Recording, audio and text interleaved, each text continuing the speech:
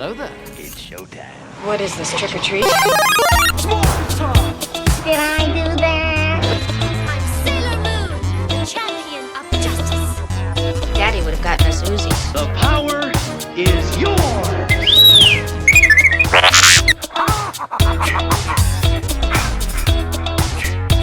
My name is Grace Jones.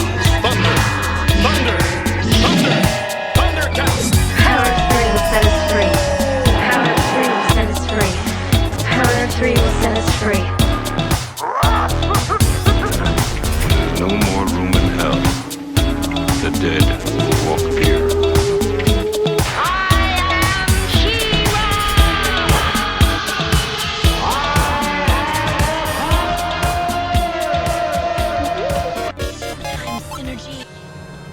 Welcome, Radical Ones, to another episode of the Radical Retro Rewind podcast. We are still in October, and as always, I am your host, Radical Ryan Hunter, and joining me as co-host today is the movie geek himself, Rob.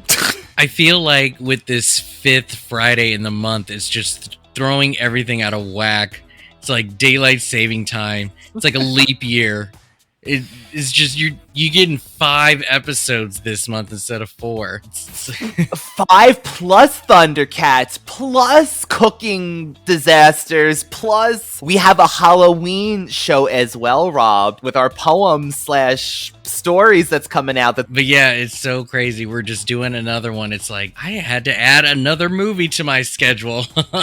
But thankfully, this is a movie that, if I am wrong, correct me, but you watch every Halloween season? I do try. I do definitely try. I watched it last year for sure. The year before, I don't think I had time, but last year I definitely watched this. It was fun. Rob is talking about Ernest Scared Stupid from 1991, but first off, I got 2 things that I have to say. Anyone who listened to last week's show, I blame Rob for the soundtrack of The Worst Witch being stuck in my head for a first time watch. I think I could sing a whole damn song now. That damn Halloween song from Tim Curry has been stuck in my head every moment of the day, when I wake up, when I go to sleep, when I'm cooking, when I'm vacuuming. It's such a catchy song. I love it. Turning the dog turning into a cat, your Has brother. anyone seen my tambourine? So good. Between that and the Evil Witches song with Agatha's Witches, I can't. They've been stuck in my head, so I wonder if any other people have had that issue since watching The Worst Witch or listening to last week's show. And then the other thing is, I have to give a big shout out to one of our Radical Ones, I always say the original Radical One, Jeanette. She surprised me with a Halloween gift that was so cool to receive and so unexpected. Is it your first fan mail? I don't even want to say fan. It's the first thing that I've gotten, yes, since associated with this podcast, and it's, Rob, it's so thrilling. The gift was inspired by your show, so that's fan mail. You got fan mail. I just know that I cannot wipe the smile off my face. I'm very thankful to be able to connect with people like that. Not just being able to connect all these times with Rob and David, but actually other people out there. It's a blessing, really. It's very well deserved. Congratulations. What was it? Oh my God. Jeanette sent from Texas these handcrafted skeleton candles that had see no evil, speak no evil, and hear no evil, which is always fantastic. They were skulls and they're candles, each one individually. And then these little adorable, amazing smelling, like little ghosts candles. And then, if that wasn't enough, she got a He-Man documentary that I have been wanting to buy a while now, and the animated Night of the Living Dead, which Rob knows we've been talking about. Did she beat you to it, or do you own your own copy? No, you bought it already. I was going to review. So I don't know how she knew. It was just amazing. So thank you again, Jeanette, and your husband, Boo. Thank you so much. I am so thankful for you picking this movie because it put me in such a Halloween mood. It definitely does. So I want to ask you though, discuss your relationship with Ernest P. Worrell. Are you familiar with a lot of his films? Are you a fan of him as a character? You know, rest in peace, Jim Varney, aka Slinky Dog, aka Ernest. Like, what's your relationship with him? I loved Ernest growing up. I remember this actually was my first movie. Really? Okay. Yeah, so this was the first. Usually people see, Ernest goes to jail first or Ernest goes to camp and Ernest goes to jail. Ernest goes to camp. Those are the biggest ones. Mine was Ernest Saves Christmas. That was my first. Which another movie. But yeah, the moment that he was given an opportunity to visit sort of the horror genre out of all of his, films and shenanigans, I was so excited that they gave him a chance to do the horror side because I always wondered what would he do if he was scared.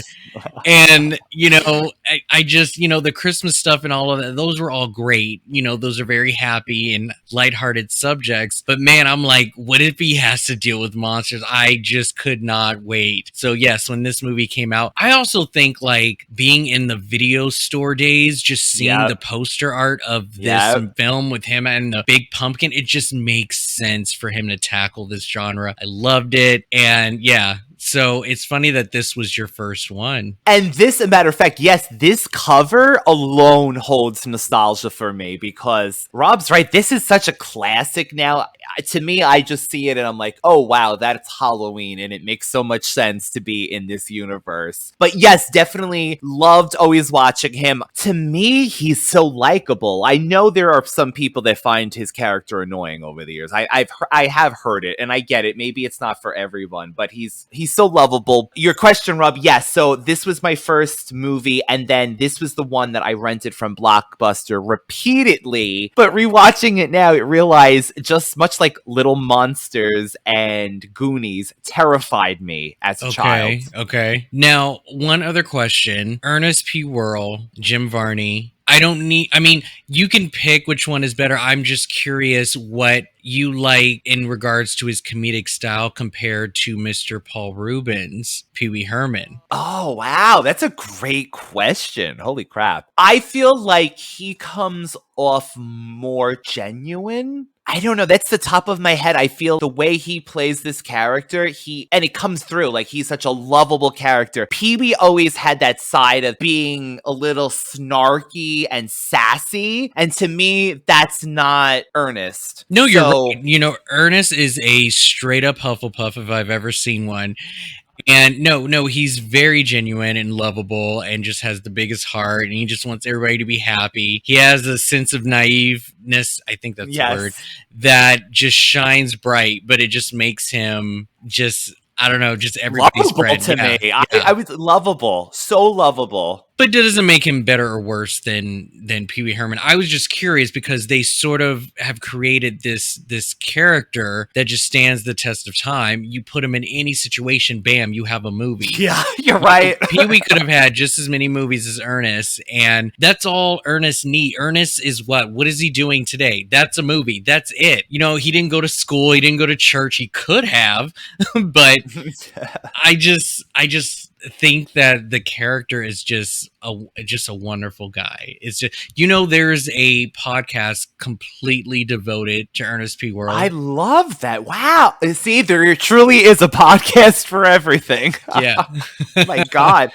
Wow, so they must review even his episodes, because I remember he had a sitcom, those commercials back in the day. Yeah. So crazy, Rob. This film currently holds a 17% on Rotten Tomatoes, which is honestly something that I don't go too much on Rotten Tomatoes. I don't know about you. I have never. I don't ever take Rotten Tomatoes seriously because Yeah. my taste in film and what I look for in a film is not the same as those who take the time to go on Rotten Tomatoes and leave a review and vote. So that website Right. is obsolete to me. I think it's interesting to see what other people think, but that will never sway my views or opinion on anything. So that's 17% bullshit. I don't really care. I don't care. Did it not make any money? Who know? You know, like all of that. I don't Right. care. I don't care. This movie did some for me as a child. And that's the other thing too. It's like this movie should have a Rotten Tomatoes kids edition because kids should be reviewing this movie, not adults who are gonna constantly put their, lens over it and be like, well, this didn't make this 30-year-old man laugh. Like, screw you. It's not for you, but to each their own, as you said. I totally agree with everything you said. As someone who's just going into this blindly, perhaps, who's never seen this character or never seen this universe, I could see nowadays, of course. But yeah, don't go out of your way and just bomb a movie that was made in a totally different generation that's appealed to a whole generation of kids and adults too, I'm sure, at the time. Yeah, exactly. If he was still around today, do you think that his movies would have hit good? Or do you think they would have just been literally to the bottom of the barrel, premiering on like Epic channel or something? Epic is a perfect example. Does Mr. Bean do anything? I feel like he's in that category too. Well, I wish that I followed that character more than others. Rowan Atkinson, I don't know if he retired the character or not. I want to say he's still putting stuff out there, but it could be more close to home. I'm not sure. I see the possibility of a movie here and there, maybe like a special, Pee-wee got his Christmas special. I think every once in a while you can just kind of remind people like, oh, Ernest is in a video game. I don't know. That would bring back, though, holiday specials, which would be fabulous to networks and things like that. Like, I love a good old holiday special. I remember Ernest, Saves Christmas, being on TV all the time around Christmas. I would love that. So before we get into the movie, Rob, speaking of movies that never happened, hearing that you loved Ernest with the horror element, there was a scrapped film called Ernest and the Voodoo Curse. Really? Where we went back to Abbott and Costello meets Frankenstein kind of thing. Okay. And he was like an idiot version of Raiders of the Lost Ark. We had lines of zombies, voodoo potions, and Ernest pretending to be a zombie movie. So this will be, I guess, their only horror experience with the character, unfortunately. But I thought that was kind of cool. Yeah.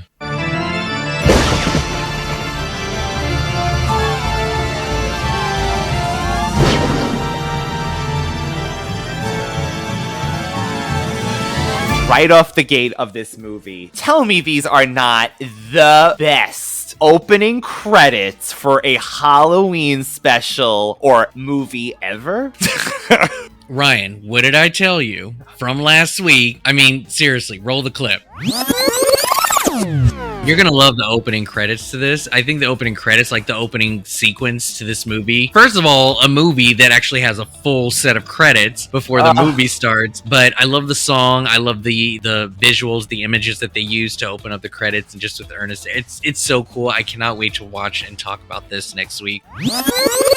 I told you that the opening credits for this movie is fantastic. I freaking loved it. All the vintage black and white old school horror films, along with him just being terrified. That awesome, catchy instrumental score. The music makes you so excited. It has this eerie soundtrack to it, and it's exciting, exhilarating, but it also has that fun kick to it. It's just something you would play on something. I don't know. It was just a nice intro to this movie. And it sets the tone because, I mean, of course, these are older and mostly public domain horror movies at the time, like Nosferatu and all these different things. White Zombie, I see Phantom of Bass, The Screaming Skull. So think of all of these older 50s, 20s, 30s movies. But Ernest is reacting to these scenes that he's seeing. So you are getting the macabre, but at the same time, for the child, you're getting these reactions from Ernest. And this man can always pull a face. I mean, very good at pulling face, for sure. So this film is about Ernest, who accidentally unleashes an ugly troll that plots to transform children into wooden dolls in the town of Briarville, Missouri. So what do you think about the plot of this movie? When you think of Ernest Scared Stupid, do you think in the world of supernatural he's actually dealing with real monsters, or is it like a Scooby-Doo like thing where he's just scaring himself in town? Like, were you satisfied with the plot that was given to us? Oh, definitely. But as I mentioned, Rob, terrified of these trolls in this movie and the fact that they turned the children into wood. I remember as a kid that being one of the things that just made me really scared of this movie, was the fact that he turned the kids into wood. So kids aren't safe. And usually in movies, you don't see those kinds of things when you're, younger. And oh my god, these kids got turned into wood, and then this trolls putting them in things and dripping. It was hard. It was hardcore. So yes, I was satisfied that they were real monsters, and I loved that they were. Yeah, I think they went all out on the design of this troll. I think it was such a great idea. Something that was just as terrifying but not too threatening to be like a full-fledged horror movie. And they could have went the Scooby-Doo route where it was just somebody trying to play a trick on people. I mean, with Ernest Saves Christmas, they, had a real Santa and magic and everything. So it's not outside of the realm that they went to, this far with this Halloween movie. But I just am happy with the direction that this movie went, because they could have kept it very tame, realistic, and everything. But no. Do you think, though, that all of these movies are in its own separate universe? Oh, like, do they connect? Yeah. That's a good question, because didn't he have different animals in different movies? I think so, and he may also have lived in different cities, too. So I think they just kind of revamp and plop them into, a different situation each time. Yeah, I think in our minds as kids, and probably till today, I would consider them, yes, the same universe. But yeah, you're right, there's those inconsistencies that they are actually probably just all standalone, a vehicle for him to be this character. But yeah. Speaking of the effects, did you know that, and it makes sense, there's two special effects brothers who did the killer clowns from outer space effects, and it totally fits with this movie. I was hoping you caught that. Yeah, anytime I watched this as a kid, I always noticed that the trolls looked like the clowns from Killer Clowns from Outer Space. Very, very similar. And then as I got older, I did find out that the same brothers designed for both. So yeah, I mean, don't fix what isn't broken. To be honest, like, they had a cool design, so why not just paint some troll makeup on it and call it a day? But I gotta give it to them, too, that each troll, and by the end of this movie, there's an army of trolls, basically, and they all are unique. Very unique in their own way, for sure. So Rob, there's one thing that I wrote, and I wanted to run it past one of the biggest Hocus Pocus fans. Do you know what I'm gonna say? Is the intro into the classroom. Look at my notes! Look at the notes! Yes, the opening is so Hocus. Yeah, it's so Hocus because of where it took place, and capturing them, and then obviously the flashback was told in the form of a story in a classroom. So yes, definitely Hocus right here. But I also thought, and I was going to ask you, the opening had this troll chasing this little girl and then being captured. That gave me a lot of Jason Goes to Hell vibes, because I wonder, do you think that this little girl knew and she was bait and she ran the way she did on purpose because they were there ready to capture him, or did they just get there in time to save her? As a kid, I didn't think so, but there's parts when she's running that she looks like she's smiling almost. That's probably just poor acting. It could be just poor acting, but then it made me think of, oh, she knows what she's doing. It's kind of the vibe I got. But as a kid, no, I was like, oh, no. Yeah, this movie, I think also, and especially Ernest's character in general, like all of his movies play off like sort of an animated feature in a way. Yes. They have Ernest constantly in these small little like skits that definitely tie into the movie, but it's the only reason it's being filmed and executed is to make you laugh. It usually doesn't progress the story at all. There are a lot of these type of scenes in this film, and one of them is just him in his intro. You know, they introduce the fact that when they capture this troll, the troll cursed the Worrell family and the Worrell line. Amazing. Also, every descendant would get dumber. Now we are at the latest, the culmination, the latest, Worrell, who is Ernest, who technically is like one of the dumbest humans ever on Earth, but he's just honestly in his own world and beats to his own drum. He's a little schizophrenic with his multiple personalities. He's kind of all over the place. But again, this opening scene with him is that they show that he is the sort of janitorial service for the that town.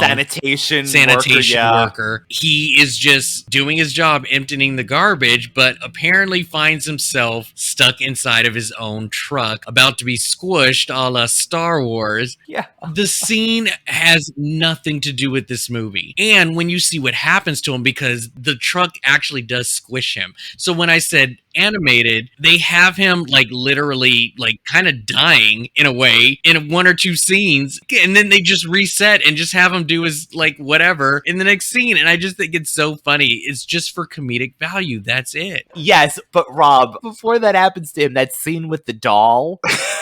Yeah, he's talking for the doll because he uses the doll's head to try and stop the gears from moving and squishing him. He was like, no, not put my head in those gears. You'll never get away with this. I know where you live. That just shows his personality. Like Rob said, this really, I guess, schizophrenic kind of thing. Well, that's the other thing, too, is that I think that Jim Varney is just so talented to just literally just be a one-man show. It's just a scene in itself. Yeah. He doesn't need anybody else to create these funny moments. Like, it's all just him, and he can talk to himself all he wants. He's still just that good. So, I mean, I don't know if you found those scenes to be pointless or wasteful or not at all, because, again, growing up with this character, though, I could totally see somebody going, this is so dumb. Especially maybe this generation, or maybe they would like it. It is innocent. I think this is perfect for a kid's movie because he kind of has these inventions as well, and he's like a builder. What is it with kids' movies, Rob? I wrote Blank Man as well. I know it inspired me to want to build things. So we got Blank Man doing the same thing. We got Ernest. We got even Pee Wee Herman to that extent, builds things, these inventions, has these clubhouses, these cool things that kids would want. It appeals. This totally screams kids. And that's what's funny about it is like people treat Ernest as like this dumb guy, but he's like a successful engineer. Like he knows how to build these things to fit his, job and help him. So yeah, I mean, I can't say that I had the same sort of like thrill to like be an inventor or anything, but yes, did I see those contraptions and all of those like really cool inventions just sort of like, I forget the name of it. There's a name for those type of inventions that's like a domino effect. It's like one thing activates another. Right. I forget the name of it. Mousetrap, the game, available at your local store. Right, I think of Mousetrap. But yeah, I mean, just little stuff like that always fascinates kids, So yeah, there seems to be a little bit of a pattern with the kids movie. The other big plot of this movie involves Eartha Kitt. She plays Old Lady Hackmore. And Rob, I want to get your feelings on this, but I have to say, this woman, Eartha Kitt, plays this perfect. Perfectly fooled. Perfect. This is like she goes toe to toe with Ernest, and I don't know if this information's out in the interwebs. I am very curious if this part was written for her because I don't see her auditioning for it. Maybe an agent kind of came around and was like, "You could possibly play this character," but I honestly feel this part was written with her in mind because she was perfect in this. Oh my god, I didn't remember. She's so good in this. The voice, the way they made her look. They didn't even have to change her look that much. They just, had her humped over and had this ugly witch-like wig on, and she knows how to cackle. Like that was it. And she literally went over the top. They were just like, bigger, just go bigger. No, Eartha, go bigger. She was great. She was great. And she wasn't overshadowed by any means, because as a kid, right before this, I knew her as Catwoman. So So she plays this completely different than you would think of Eartha Kitt as a sexy sex symbol, boomerang, Catwoman. She committed, and I gotta say, badass. I so Badass. love Boomerang. That is so hilarious. I love it. Yeah, I mean that just shows range from a very successful actress. She knows how to play different parts, and I love it. You know, she may be known to be a one type sort of character, but she can do other things. And you know, just think of Holes. You know, that was another movie where she played sort of an eccentric character that I wasn't aware of. And yeah, she's just very good. I wanted to ask you though, so she plays this woman who clearly was there the day that the troll was captured. So she grew up in this town and never left. And I guess she kind of went a little crazy just being in the same town, watching over this tree, aka Black Flame Candle, to make sure that the troll doesn't get released. But so her place is surrounded by all this garbage. She definitely became a hoarder. I don't know if it was to make the place so ugly nobody wanted to be around it. Therefore, you know, nobody released the troll. Kind of cool stuff though. Like her door was kind of cool. It was like this metal work because she's kind of like a scientist. She seemed to be into art in some shape or like. I think she was just an artist. But I wanted to ask you: is her junkyard better than the junkyard from? You know what I'm talking about? I think I do. From Nothing But Trouble. Which do you prefer? I gotta give it. I can't give it to Eartha on this one. Yeah. I can't. I mean, the house and the junkyard in that movie is just top notch. But yeah, it's sort of similar, right? Yes. And it reminds you of movies of that time. But yeah, Eartha, she had this house. And again, Rob, this was one of those notes that hit me like this. Boom. I hadn't thought of this since being a child. And the scene came back of Ernest venturing into her house and the door, and I was like, oh my god, childhood. Yeah. So crazy. I do love her first scene because she comes just like storming out right in front. He's like, get off my property. And you know, and she's just like, what are you doing here? Aren't you that Worrell kid? Oh, you're gonna bring shit in. You know, she is just so scared. But then she gets super annoyed and just starts screaming and then like tries to burn him. Like she just has the flamethrower like right in his face. And I know that was supposed to be for us, the audience, but I just think it's so hilarious, her reaction to just start yelling and start waving a flame thrower in his face. Oh, so funny. No, what the hell is the name of his dog? I want to say Rimshot. What a name, and that I did not remember being the name of the dog. Oh, I remember that. Rimshot. Yes. Wow, Rimshot. Because I remember one time he had a turtle. Oh, I do not remember that. It's been a while since I've watched Ernest. It would be fun to kind of revisit those. I only own 3 of his movies. It came as a pack. Oh, great. So I bought that. It was Ernest Goes to Camp, Ernest Goes to Jail, and Ernest Scared Stupid. So that's all in a pack. That's all that I own. I would buy Ernest Saves Christmas if I, remembered one day, but there was this really weird movie called Ernest Rides Again. Later on, right? It was one of his last films, and basically the plot is literally like a historical like artifact that's this gigantic cannon from like way back in the day, just sort of like cuts loose and rides down this long ass hill, and Ernest is on top of it, and that's the whole movie, is the fact that he's on this cannon that won't stop. It's the weirdest plot, but it works. What? The whole movie? Like he's on the speed bus? Apparently, that from what I can remember, a big chunk of this movie and what it's about is just this cannon that's just run loose, and he's on top of it and can't stop. See, that's probably at the point that it was too soon to be nostalgic for Ernest. It was too close to his other movies. At the end, people would appreciate it maybe out like later on now if he did come back, if he was still with us. I do want to know, Rob, you know why this is probably one of the best Halloween movies? A good Halloween movie to me has to have a few key things. So when I see a town decorated, the whole town town, decorated for fall Halloween, scarecrows. When I see a store, they go into a store and you see classic cardboard cutouts of those Halloween classic cardboard that everyone had. That, a costume party, and driving down roads with smoke everywhere. Because there's one part that Eartha, she's driving down her bicycle and there is smoke, engulfing the streets, which is amazing. So those are actually some key elements. Yeah, I do love the element of Halloween in this. I think they did a really good job incorporating all of that. The fact that this movie takes place then I guess the span of like 2 to 3 days and just sort of wrapping up on Halloween, it made complete sense. A lot of people were in costume. There was a lot of fake outs, with people in costumes like, oh, the troll can be spotted, but then be like, oh, that guy in the costume. So, it just all fits in for this troll to be like running around. And the town always doubts Ernest because every time he catches one, it always turns out to be a bully child or, someone in a costume. So it's that cliche, but yeah. So I want to talk about this troll. Please. Troll, again, super, super amazing. But yes, definitely very creepy. To the wrong family, this could be like the movie from hell. Like, you are not to watch this movie. It is off the list. I'm parent blocking you. It could give the wrong child some heavy-ass nightmares. Honestly. One scene in particular that I will still hear about to this day. They'll think about this movie and be like, that one scene that scared everyone to death. And it's when Elizabeth is captured. Oh. Now she believes there's a monster under her bed, and her mom is like, "Girl, grow her nasty mother." Yeah, mother, grow. And her mother's like, "Grow the fuck up. You need to be outside playing, going to get laid, something. You just need to get."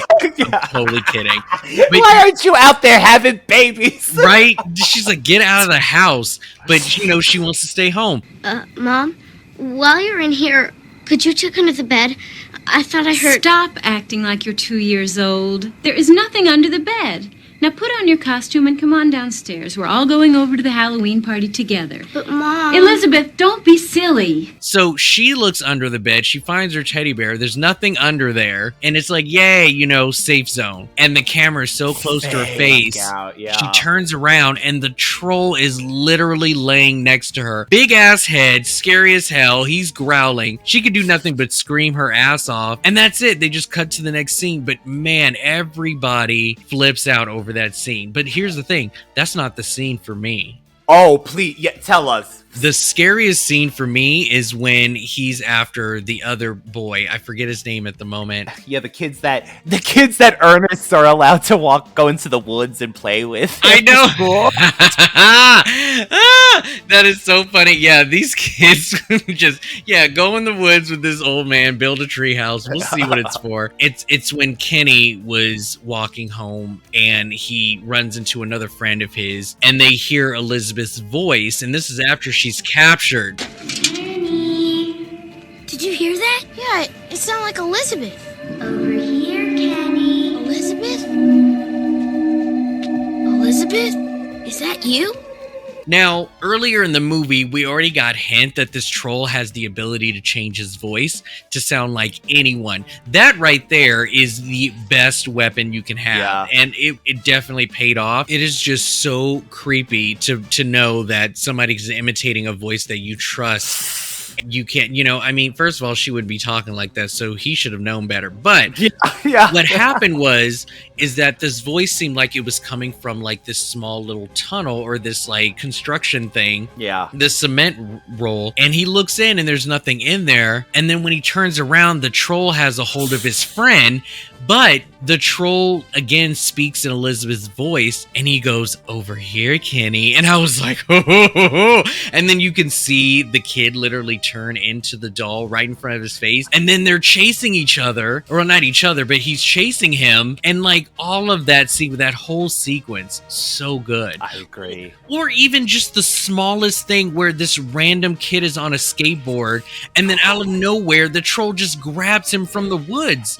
Like that terrifying. Isn't terrifying. that crazy? Yes. Just the way that was executed, that shit happens every day. This is how kids go missing. Like, this movie really took some risks, I thought. But that's why I think adults would still like this. And by the way, I forgot to mention this. This movie's free on YouTube, by the way. You're kidding. It's not, like, it's not supposed to be, but if you put full movie, and it is gorgeous. It is, like, ripped from what I guess I had DVD. no idea. I would have told everybody to watch it on YouTube. You can't find this movie for free anywhere, so I had no idea. I stumbled upon it, and oh my god, it looked beautiful. That's cool. That's good to know. Awesome. Let's see how you like a little Miak.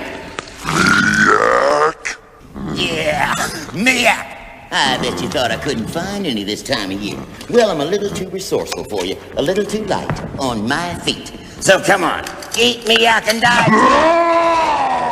We should really mention one of the other key things that everyone remembers of this movie is the milk Miak? Miak? Do you even know what Miak is? I still don't know what it is. Well, Rob, thank you for asking. I was setting you up. Go ahead.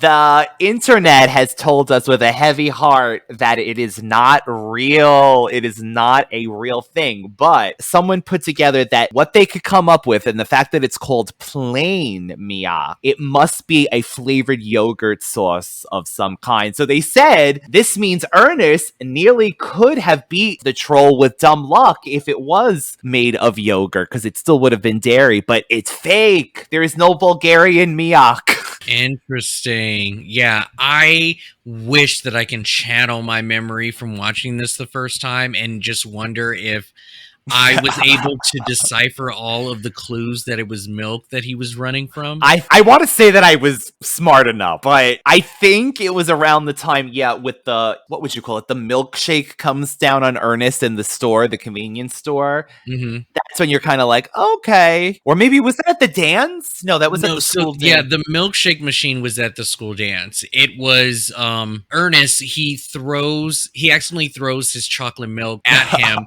because he got startled from the rifle that was pointed in his face from the store guy. That guy! He had a long night too, that guy. Yeah, he did. I just want to bring up, since you brought up the store, did you notice when he piled up on all of his snacks, he grabbed an apple pie in that old school, like, green wrapper? Do you remember those? I used to eat those all the time. If that was not in my lunchbox, I would raise fucking hell. I loved those. That was your key thing? Yeah, and I only got the apple ones. I didn't get the other. I think there was like a peach or a blackberry, so I can't remember. There was a tart cherry one, and it was tart as hell. Yeah, I only did the apples, but yeah, that green wrapper stood out like a sore thumb. I bought those all the time. Retro. That's the retro shit from this. Amen. That wrapper, but that also reminded me that those were next to those little turtle cakes that they had with the green slime inside. Oh God, bring them back.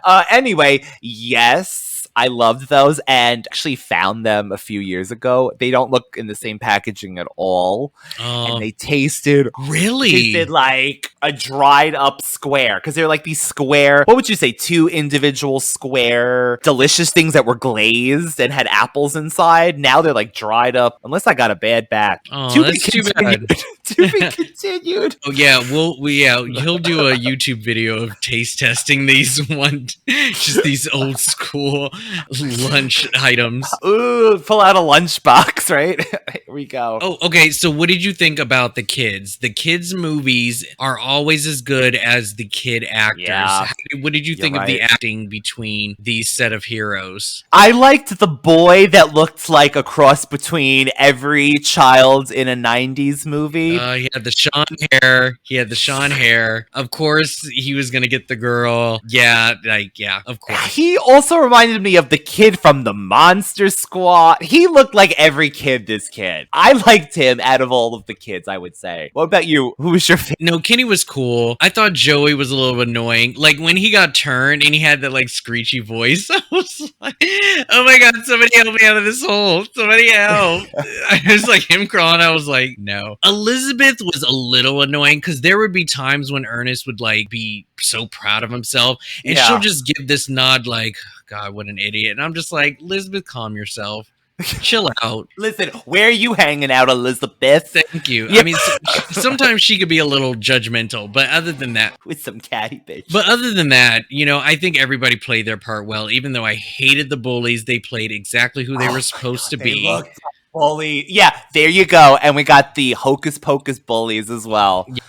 Yeah. So They get their goods too, right? It's the same thing. The bullies get the bully treatment. this is like a little one-off thing, but why would those kids hop into that troll hotel? I don't understand how they got trapped. That is like the dumbest thing for these two little kids to be. And I'm just like, thank God they're the mayor's son. It makes all the sense in the world. Yeah, thank God. But the adults in this movie, yeah, some of them are very cliche, just in that like snow globe neighborhood that I told you about. There you go. Yeah, but Rob. like Kenny's parents were the worst. I could not stand the mom for the life of me. I'm so sorry if you're listening to this episode. I could not. Every line that came out of her mouth was annoying. I just did not like the mom. I don't even have a good reason for it. It's just anytime she opened her mouth, it was just like the weirdest acting, and it's just the lines that were delivered. She was just so Joan Cleaver. I was like, I just didn't like her. But the dad, I don't know how many times you can just tell your child, like, I don't believe you. Shut the fuck up. Like, why would your kid lie about something like this? Especially if you raised him. If you raised him not to be a prankster or a jokester or anything, like, why would he lie? If anything, it's some pedophile dressed in a troll costume. Yeah, like, I mean, honestly, something yeah. is chasing these kids. All of these parents are showing up at the sheriff's station talking about how all their kids are missing, and he still won't listen to his son. I'm just like, it's Ernest. It's not a troll costume. It's Ernest doing all this to your children. It's nothing. No. But yeah, some of the adults, they were just kind of like blah for me. No, but Elizabeth's mother was the worst for me. You're not 2 years old anymore. Get out. Like you said, get out of the house. God, Elizabeth's mother. You're funny. You're funny. So what did you think about like the script, the dialogue, some of the Ernest jokes that he was saying? Did anything stand out? Did you find yourself laughing at all throughout the movie? I did. Not like, ha, ha, ha, ha, ha, like belly laughs, but I just like him. I don't know. He makes me happy in a way. I mean, I wouldn't want to watch Ernest maybe every day of my life. No. But there were definite times that I was laughing out loud. First of all, any times that he screams in agony, I don't know what it is, that makes me laugh a lot. But he had some really good lines. So I think like when he first saw the troll, his first line was, "Gee, I hope you're from Keebler." Oh, but that was amazing. Yes, that was amazing. I was dying. I thought that was the funniest line. Boy, I sure hope you're from Keebler. And then when, Hackmore was like, "You're the legacy, you're the baby, you're the boy, you have to go out and stop this troll." And he goes, "The redneck hope," and it's hallelujah. It was just, I just love his scenes. But then he goes out and he's like, troll alert. And he's like, warning everybody, stay in your homes. But then all of a sudden he's just like, make sure your shoes are on the right feet and that your furniture is all the way against the wall. And it just made no sense. But I love his delivery. See, that's the stuff that makes him lovable to me. Like, stupid shit like that. He wants people to get out safely. He had a name for the troll. He called him everything under the sun that I thought was funny. So my favorite scene actually is the fight sequence between him and the troll in his truck. So this is when he accidentally hits him with the door. Yes. And then all of a sudden he ends up on the window and Rimshot is driving while he's fighting him in the back of his truck. And just that whole sequence was hilarious to me. I just loved the way that they were fighting. And then, yeah, I mean, I could describe the whole scene, but there's just a lot of it when he puts the car in reverse and he's like, "Banzai!" And then he hits him and then gets thrown into the barrel and he's like hopping to Hackmore's house and then gets pushed down the stairs. All of that physical comedy stuff was just gold to me. And I was just laughing out loud over a lot of it. Just when he got his hands hit on the garbage door and he looks at the camera and looks at us and looks at his hand and he just yells and he's just funny. I just love whenever he plays that female character with the neck brace. Yes. I always loved her. I don't know why. shows up in every movie of his, and yes, we love that old lady. But but the beautician out of I don't know if that's an inside joke or anything, but just that last line, "Do you smell fish?" Nothing to do with the movie, but it just makes me laugh. It just makes me laugh. Do you smell fish? You're right, it's the funniest, randomest shit. The ending's actually really touching with Eartha Kitt reuniting with her sister and I'm assuming her brother? Yeah, I think it's either her cousins or siblings along with some of the neighbors' kids. That didn't age at all. I wrote here in my notes, I was like, can you imagine being frozen as a kid and then getting a whole new life waking up in the future? And it's not like they're grown. Like, these are pre-teens. Like, they have a literal full life ahead of them. Yeah. And, you know, their sister's an old woman at this point. That's horrific to me, too. Talk about making children realize mortality at a young age. Yeah. But she's like, you look so old. I know. Like, what happened? I don't know how they knew it was her. Unless she looked exactly the same. Maybe Eartha Kitt's one of those. Yeah, actually, I could see Eartha looking probably the same as her from a child. But yeah, it's funny to me because Hocus did the same thing. Like, Eartha Kitt. Yes! What is this? So Eartha Kitt and Binks pretty much was like, I'm going to use my entire life to guard this thing so the evil isn't unleashed. First of all, if you didn't want him to be unleashed, this is the only thing that I don't like about Ernest Scared Stupid is that literally Ernest was the only one that could release him and he had to say specific words. Why did Hackmore tell him what to say? Right. Like, he finds out about the legend and everything and he figures out what he has to do. It's supposed to be a full moon. He has to be on the tree and he has to say these words. How did he figure all of this out? You could have avoided all of this if you had just kept your mouth shut. But here's the thing. They're both guarding to make sure the evil isn't unleashed. But unless they are unleashed and destroyed, they cannot move on. So I love how she knew that they would turn back to normal if the trolls were released. Yeah, I don't know how she knew that. She didn't want to release the trolls. So it's just like, which is it? Did you want to protect everyone or did you I know Binks probably didn't know his soul would be released once the witches I don't were think officially... he did at all. It's just funny how they spent all this time guarding it and I would have encouraged somebody to release it so I can get the hell out of here or I can, turn my siblings back to normal. But yeah, it is so similar, the two scenes. I would say though, I was looking forward to Thackeray being my child and their kids after that. Oh. So Rob, summing up this movie for you. Well, first off, thank you for recommending it because truly, much like last year when we did our Olsen Twins extravaganza, that made me feel Halloween as well. So thank you for selecting this movie. I felt Halloween for sure. Of course. I mean, look, a movie that I think kind of goes along with like Gremlins and Casper and Hocus Pocus, stuff like that. Like Ernest Scared Stupid is a genuine Halloween movie. It's also very classic and it has these older themes and it knows how to play that really great line between being effectively scary without being completely a horror film. It's very childlike. I personally think it's funny, but that's here nor there. But I think this is a really great example of what a Halloween movie should be for kids and adults. And, it had a very dark palette. It just had all the ambiance, as you would say, Ryan, of a Halloween themed movie and feel to it. And so, yeah, I totally recommend this on any given year. Do you think this is dated? Like, I think this movie can seriously just be watched all the time. I don't think it was dated at all because there was nothing in it that was not around today that,